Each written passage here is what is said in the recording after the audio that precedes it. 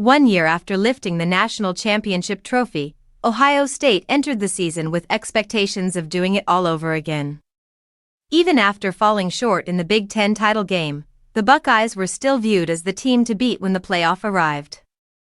That confidence vanished on New Year's Eve, when Ohio State's title defense ended with a loss to Miami in the Cotton Bowl. That defeat sent the program into an offseason no one in Columbus wanted. As always in college football, change followed quickly. Departures to the transfer portal and the NFL draft began reshaping the roster, and uncertainty surrounded several key names.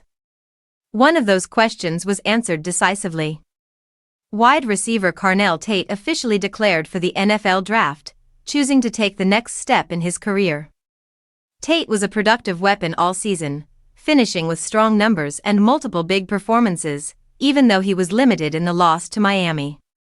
His decision creates a notable hole in the receiver room, but it also clarified the pecking order moving forward.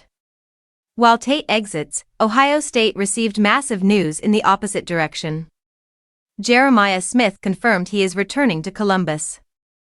Any speculation about his future ended with a simple message that instantly energized the fanbase.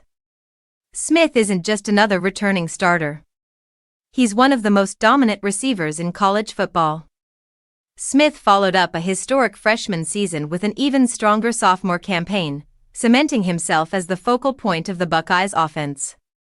His combination of size, speed, competitiveness, and consistency makes him a nightmare matchup every week.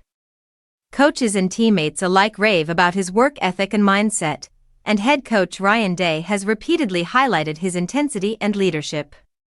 There was real concern that Smith might explore his options after the playoff loss, especially given his ties to South Florida.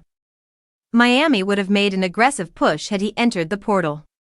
Instead, Smith chose continuity, unfinished business, and another run at a championship with Ohio State. That decision stabilizes an otherwise changing receiver group.